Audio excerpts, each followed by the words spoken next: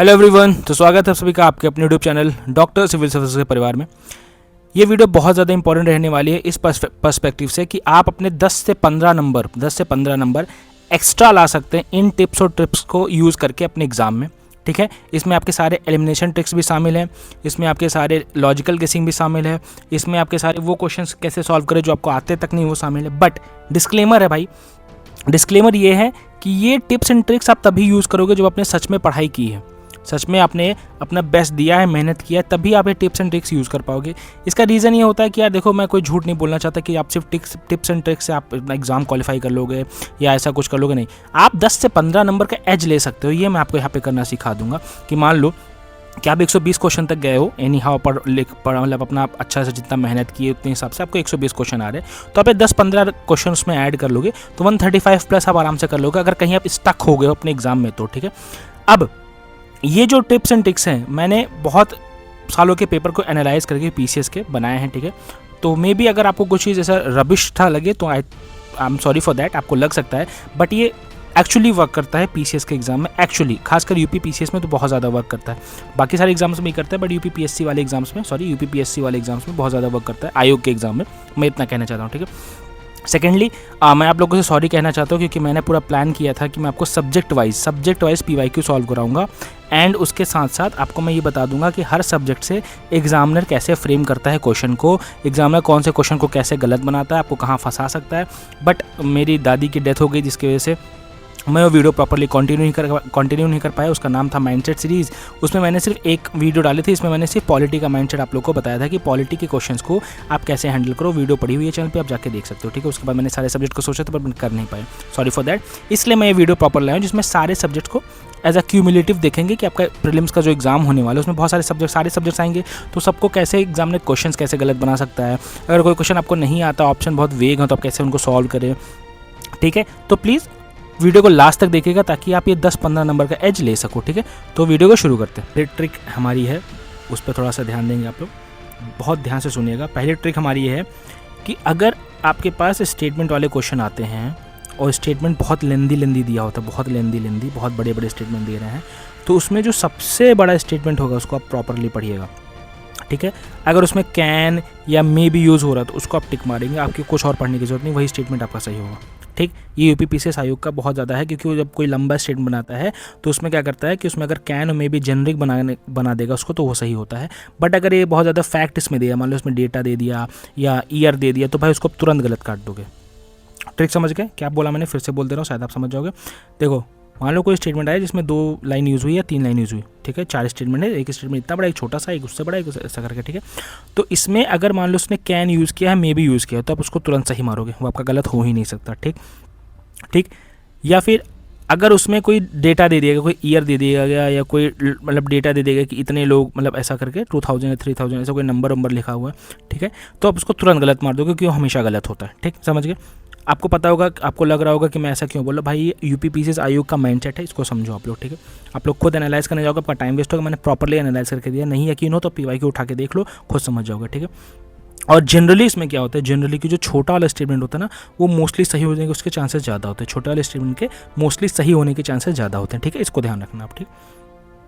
ठीक, दूसरा टिप हमारा जो है वो ये है, दूसरा टिप कि मान लो आपका कोई क्वेश्चन दिया हुआ है, उसमें 4 ऑप्शन दिए हुए हैं, आपको चारों के बारे में कोई आइडिया नहीं है, बहुत ज़्यादा फैक्चुअल क्वेश्चन है, तो 3 ऑप्शन उसको आपको एक जैसे लगेंगे, साउंड करेंगे, ऐसा बोलोगे तो आपको खुद साउंड करेगा कि ये तीनों तो एक जैसे, एक जो डिफरेंट है वो आपका आंसर होता है। इसको ऑड वन आउट बोलता है, यूपी पीसीएस आयोग बहुत इसके साथ खेलता है। जो सबसे ज़्यादा डिफरेंट होगा वही आपका आंसर होगा। समझ गए आप लोग?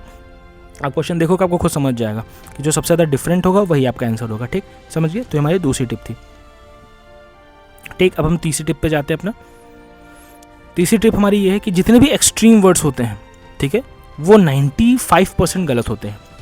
अगर कोई सब्जेक्ट में एक्सट्रीम वर्ड्स आ गए जैसे कि ओनली, ठीक है, फिर ओनली के बाद आपका जैसे और आ गया कि दैट्स इट, ठीक है, टोटली, ऐसा करके कोई वर्ड आ गया जो बहुत ज़्यादा एक्सट्रीम आपको सुनने में लग रहे हैं कि यार ये तो बहुत ज़्यादा बोल दिया, हवा बोल दिया, तो अगर ये आ रहा है तो 95% चांसेस है वो गलत हो गया, 95% चांसेस है कि गलत होता है। ठीक है, इसको आप ध्यान रखोगे, मोस्टली आप उसको गलत लेके चलोगे। ठीक, तीसरा हो गया। ठीक है, चौथा वाला आपको मैं ट्रिक बताता हूँ। चौथा ट्रिक क्या है कि मान लो कि कोई क्वेश्चन आया, ठीक है, इसमें मैच द फॉलोइंग वाले में 1 2 3 4 आया, इधर 4 दिखा, आपको मैच द फॉलोइंग करना, ठीक है, मैच द फॉलोइंग करना है ऐसा समझ लो। और आपको नहीं आइडिया है, ज़्यादा कुछ आइडिया नहीं, तो आप ऑप्शन देखोगे। ऑप्शन तो ऑप्शन में क्या होगा, एक बी सी डी ऐसे करके दिया होगा, यहाँ पे ए सी बी डी दिया होगा, यहाँ पे बी सी ए डी दिया होगा, ठीक है। तो दो ऑप्शन जिसमें पहले ए आता है, जिसमें पहला वाला लेटर, मतलब पॉइंट ये है कि इसमें जो पहला लेटर सेम हो दोनों ऑप्शन में, उन दोनों में से एक आंसर होता है। पॉइंट समझ गए? मैं फिर से कोशिश करता हूँ समझाने की। आपको मैच द फॉलोइंग वाले क्वेश्चन करने हैं, ठीक है। मान लो 4 ऑप्शन दिया मैच द फॉलोइंग में, आपको कुछ नहीं पता, तो नीचे 4 ऑप्शन देता होगा टिक लगाने के। तो मान लो एक में दे दिया 1 2 3 4, ठीक है, एक में दे दिया 4 3 2 1, एक में दे दिया 1 3 4 2, एक में दे दिया 5, एक में दे दिया कि 3 4 2 1 ऐसा करके, ठीक है। तो जो अब इसमें भी एक पहले, इसमें भी एक पहले, ठीक है। तो ये दोनों आप आँख बंद करके कट कर दोगे, इन्हीं दो में से एक आंसर होगा, ठीक है। अब आप 50-50 तक आ गए, 50-50 तक आ गए। अब आपको अगर एक भी पता होगा तो आप यहाँ पे आंसर लगा सकते हो, समझ गए? तो आपके चांसेस बढ़ गए क्वेश्चन को सॉल्व करने का, ठीक। नेक्स्ट जो हमारी ट्रिक है, ठीक, उस पर आप ध्यान दोगे। नेक्स्ट वाली ट्रिक वो ये है कि अगर आपके पास स्टेटमेंट वाले क्वेश्चन आते हैं, वापस से स्टेटमेंट वाले क्वेश्चन पे चलता हूँ, ठीक है, जिसमें कि 3 ऑप्शन दिए हैं, सिर्फ 3 ऑप्शन की मैं बात कर रहा हूँ, ठीक है। तो उसमें आपका ओनली 2 मोस्टली सही होता है, उसमें आपके 2 ऑप्शन हमेशा सही होते हैं, ओनली 2 उसको बोलते हैं। ये मोस्टली आयोग यही करता है कि ऑप्शन में 3 ऑप्शन अगर देता है तो उसमें 2 सही देता है, 1 गलत देता है, ठीक है। 2 सही देता है और 1 गलत देता है। अगर उसमें ओनली 1 ओनली 2 ओनली 3 ओनली 4 करके ऑप्शन आता है तो आप ओनली 2 वाले पे टिक करोगे, ठीक है, बिना सोचे समझे ओनली 2 पे टिक करोगे, ठीक है, ठीक। नेक्स्ट हमारा जो है वो ये है कि मान लो आपके क्वेश्चन आते हैं जिसमें आपको ये दिखता है कि ये रीज़न है और ये असर्शन है, ठीक है, कि एक रीज़न दे दिया कि आपको उसकी असर्शन दे दिया, ठीक है। तो आप यहाँ पे क्या लिखोगे, बिकॉज लगाओगे। अगर आपको समझ में आ रहा है तो आप ऑब्वियसली आंसर लगा दोगे, बट अगर आपको समझ में नहीं आ रहा, अगर आपको समझ में नहीं आ रहा बिकॉज लगाने के बाद कुछ आपको आइडिया नहीं हो कि ये सही है कि गलत है, तो आप ऑब्वियसली हमेशा जाओगे किस पे कि रीज़न इज ऐसा, मतलब statement is right but reason is wrong, ऐसा करके आप इस पर टिक लगाओगे, ठीक है। Statement is right but reason is wrong, ठीक है, मोस्टली ये सही होता है, ठीक है, ठीक। या फिर 2, इसमें मैं 50-50 पे जाऊंगा, एक ये वाला भी सही होता है मोस्टली, मतलब 50% ये वाला सही होता है, 50% ये वाला। अगर आपको कुछ आइडिया नहीं है कि ए भी ट्रू है बी भी ट्रू है बट एक्सप्लेनेशन करेक्ट नहीं करता है, जो वाला ऑप्शन आता है ना उस पर टिक करोगे, ठीक, समझ गए? आप देखोगे कि अगर उसमें भी लॉजिक ये है कि अगर स्टेटमेंट दोनों बड़े हैं, दोनों का स्टेटमेंट बड़े दिए हुए हैं, मतलब यहाँ पे कि स्टेटमेंट 1 स्टेटमेंट 2 दोनों बड़ा दिया है, तो स्टेटमेंट 1 भी सही होता है, स्टेटमेंट 2 भी सही होता है, बट इसका एक्सप्लेनेशन नहीं करा तो इसका आंसर। बट अगर दोनों स्टेटमेंट छोटे दिए हुए हैं तो आपको क्या करना है कि स्टेटमेंट 1 तो सही है बट दूसरा रॉन्ग है, ये दोनों पे मोस्टली आपको जाना है, ठीक, ओके।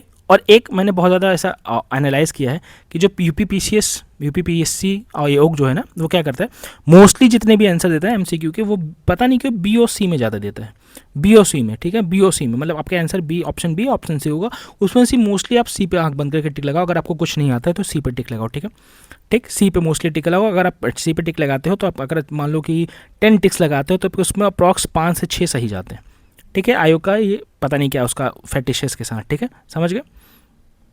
ओके, आई थिंक आपको समझ में आ रहा होगा मैं क्या कह रहा हूँ, ठीक है। नेक्स्ट जो टिप्स एंड ट्रिक मैं बता रहा हूँ वो अगर मान लो आपके पास स्टेटमेंट है जिसमें 4 ऑप्शन है, कितने ऑप्शन, 4 ऑप्शन, ठीक, तो इसमें हमेशा आप क्या पे जाओगे,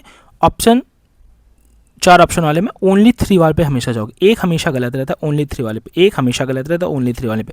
खासकर वो गलत होगा जिसमें आपके न्यूमरिक वैल्यूज दी हुई, जैसे मान लो कि इसमें दे दिया कि टोटल 200 लोग, जैसे 200 या 300, इसमें नंबर देंगे, वो ऑप्शन आपका गलत हो जाएगा अगर 4 ऑप्शन बना रहा है आयोग तो, ठीक है, समझिए, ठीक। नेक्स्ट बता रहा हूँ कि अगर मान लो 4 ऑप्शन दिया और आपको ऑप्शन नहीं चूज़ करना, आपको नहीं पता कि ओनली 3, आपको ऑप्शन दे दिया कि पहला सही है, दूसरा सही है, तीसरा सही है, मतलब ऐसा आपको ऑप्शन दे दिया, ठीक है, कि ए बी सी डी, और बोल दिया कौन सा गलत है, और यहाँ पे दे दिया ए गलत है, बी गलत है, सी गलत है, डी गलत है, आपको नहीं पता, तो इसमें जो सबसे छोटा वाला होगा वो आपका ज़्यादा सही रहता है, जो सबसे छोटा वाला होगा वो आपका सही रहता है। या फिर अगर कोई बहुत बड़ा स्टेटमेंट है और उसमें बहुत ज़्यादा जनरिक यूज़ हो, जैसे कैन या मे बी, तो वो आपका सही रहता है, समझ गए?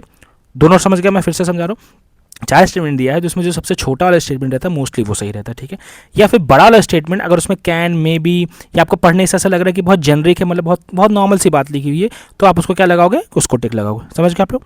Next and the last step, last में आपको जो बता रहा हूँ वो ये है कि भाई जहाँ भी आपको कैन भी दिखे, मे भी दिखे, ठीक है, पढ़ने से लगे कि हाँ ये भी हो सकता है, ये भी हो सकता है, तो आप हमेशा टिक लगा दोगे, तुरंत उसको टिक लगाओगे, वो हमेशा सही होता है, उसको आप गलत सोचोगे ही नहीं, उसको तुरंत टिक लगाओगे, समझ गए? Got it? ठीक। और अपने कान हमेशा खड़े रखना, जहाँ पे वो आयोग आपको डेटा देता है, रैंकिंग देता है, इन सब पे आयोग मोस्टली आयोग गलत देता है, 80 to 90% गलत रहता है, बट एक बार फिर से आप ध्यान लगाओगे उस पर, आप लोग थोड़ा फोकस करोगे, ठीक है, समझ गए ये चीज़। अगर आपको कुछ इस पर नहीं आंसर आता तो सी वाले ऑप्शन पर आप टिक लगा दोगे, ठीक, समझ गए। तो ये सारे टिप्स एंड ट्रिक्स थी, ये उन्हीं बच्चों के लिए, फिर से आपको रिमाइंड कर दे रहा हूँ, ये उन्हीं बच्चों के लिए काम आती हैं जिन्होंने साल भर अच्छे से पढ़ाई की है, पूरे साल भर अच्छे से पढ़ाई की है। रीज़न क्या होता है, देखो आपने पढ़ा, आपके सबकॉन्शियस माइंड में चीज़ें होती हैं, आपको एग्जाम के टाइम पे याद नहीं आ रहा होता, तो ये टिप्स एंड ट्रिक्स लगाते हो ना, तो आप जब उस पर पढ़ोगे, उसको समझोगे, तो आपका माइंड ऑलरेडी उस आंसर तक पहुँच जाएगा, तो आप टिप्स एंड ट्रिक्स आराम से यूज़ करके अपने 10 से 15 नंबर सॉल्व कर सकते हो, बढ़ा सकते हो, ठीक।